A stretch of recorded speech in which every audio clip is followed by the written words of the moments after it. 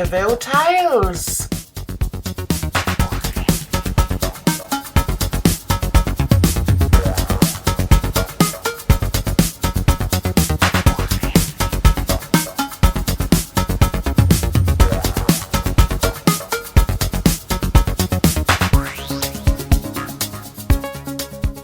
Are you sitting comfortably?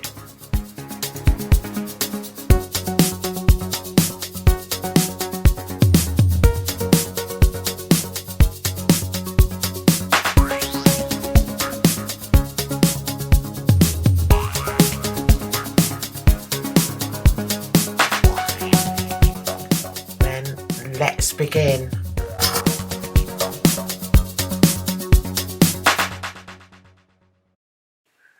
The construction at the east side of Trollton was a subject of much speculation to its inhabitants. Trollville County Council, when asked, had been vague and somewhat dismissive about the new development to inquiring minds. The buildings eventually began to rise from their concrete foundations, giving no clue as to who would be residing in such ostentatious dwellings. Rumours were rife and circulated around the dark corners, alleys and grubby streets of Trollton, each person believing their own speculation. Were they going to be blessed by the arrival of celebrities? The intrigue and excitement grew over the months it took for the 6 dwellings to be built. Eventually, the enormous cranes, heavy lorries and army of construction workers left the site, leaving an impressive estate of spacious luxury homes. Each plot benefited with ample, fully turfed gardens and wonderful scenic views over the adjoining countryside and landscaped communal areas. Cherry blossom saplings were planted around a charming square that was beautifully designed for the new residents. Each bench facing the attractive water fountain structure where trickling water splashed deliciously into a large circular-shaped slate base.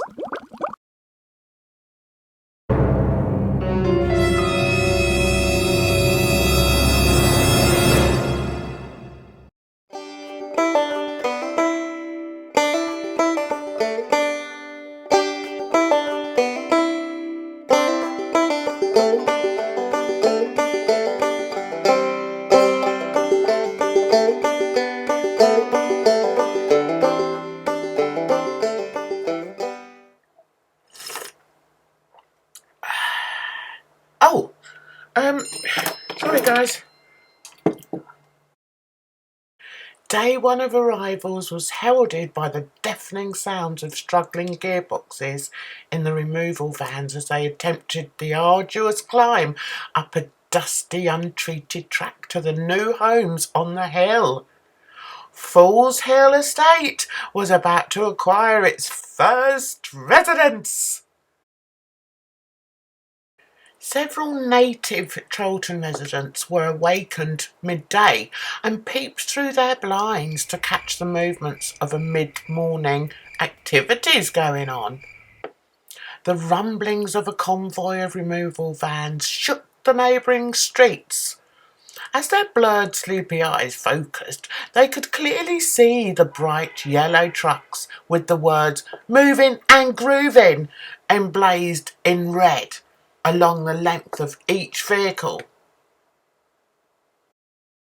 Some would think that the bright colours could be described as garish, gaudy and somewhat cheap in appearance, but not in Trollton. The more brassy and brazen, the better. There were 5 vans in total, each with its own way of climbing the steep gravel dirt road to Fool's Hill Estate. Most ejected huge plumes of black exhaust smoke, which floated behind it like a repugnant cloud of nastiness. Some screeched in agony as its tyres struggled with the shale and crushed rocks beneath it. And one gave up the ghost completely and spluttered to an abrupt stop halfway up the hill. The driver was not very happy. Wasn't very happy at all, guys. The disgruntled removal men eventually reached their destination, exasperated, rankled, and totally agitated. Those poor men.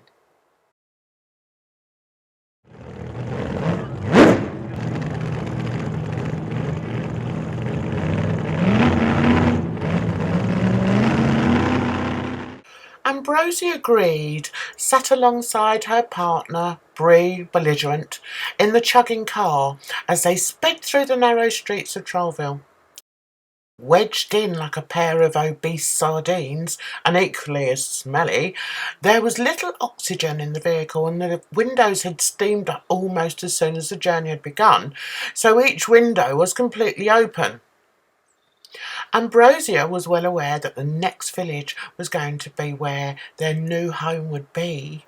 Excitement was rising within her. Her plan to abandon Bree on the journey had not gone according to plan, however. As part of her dastardly plan, Ambrosia had complained that she was thirsty approximately 10 miles into the journey. As the car swung into the next service station, Ambrosia gave Bree a list of 8 items to buy. Ambrosia hoped that there would be enough time for her to kick her plan into action as Bree scoured the shelves for the products. As soon as the glass doors closed behind Bree as she entered the shop, Ambrosia immediately opened the car door. Swinging her short, dumpy legs outwards and onto the forecourt, she strained with all her might to pull her 5'1" frame into the standing position. She felt the blood drain from her head. She had forgotten how much effort it took to extract herself from the inside of the vehicle. Usually Bree was there to hoist her out. Shutting the door behind her with all the might she could muster, she headed towards the back of the car in the direction of the driver's door. She didn't have time to check if Bree was watching from the shop, as she knew time was of the essence. For her plan to be successful, speed was most definitely of the essence. Shuffling and puffing, she finally reached the driver's side of the car and pulled open the door, sweat running down her face, her heart pounding so loudly she thought it may burst. Anchoring herself by hanging onto the top ring of the car door opening, she steadily backed into the driver's seat, gasping and blowing as if she had run a triple marathon. As she attempted to swing her legs into the footwell under the steering wheel, disaster struck. She was wedged, well wedged, like nobody has ever been wedged before. The steering wheel was engulfed, totally gobbled up by her belly. It sunk deeply into her and disappeared. The top half of the steering wheel wedged itself under the dashboard, emitting an anguished groan-like noise. She held her breath, what little breath she had left. Ambrosia was horrified and more than a little annoyed at her own stupidity. How could she have even considered this plan would work when her short, stubby legs couldn't even reach the pedals, and more importantly, she couldn't drive? She berated herself internally, despite having the air squashed out of her by the embedded steering wheel and the sheer embarrassment and lunacy of the situation.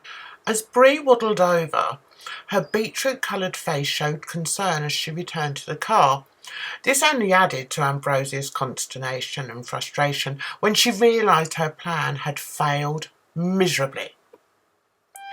The fire crew was surprisingly calm and did the extraction carefully and efficiently. They ignored the continuous groans and cries of discomfort from Ambrosia as they finally managed to de-wedge her from the steering wheel. Soon the motley pair were back on the road, albeit with a slightly wonky steering wheel. Unbeknownst to Bree, Ambrosia had hoped to be making this move alone. She was tired of Bree and what she was perceived to be her insistence on doing absolutely everything for her. At nearly 30 years of age, Ambrosia felt that she didn't need assistance every single day of her life. Despite the fact that she was grossly obese, she truly believed she would have a better standard of living if it wasn't for Bree insisting on wiping her arse, cleaning their house, and generally being a useless and ever-increasing blob on the other side of the sofa. Ambrosia saw this move as a new beginning. So what if she couldn't walk to the mailbox, tie up her laces, or squeeze into a regular shower cubicle? Ambrosia had plans and dreams of living her best life in Trollton. She just needed to lose Bree.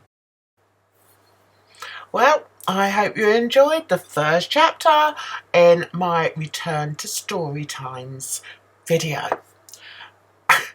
If you did like it, give me a thumbs up and a like to this video. Comment and subscribe to Jan's Views. And I'll love you forever and ever. Don't forget to click the notification button and then you'll know when I'm uploading. I do more than just story times. My videos are like all over the place. My channel is like all over the place. And yes, the videos probably are too. But be sure to click the notification button and then you know when there's another coming up. Next chapter, we are introducing more people to Trollton. So with that, I bid you farewell and wish you the very best. Take care of yourselves. It's a rotten old world. Bye-bye for now.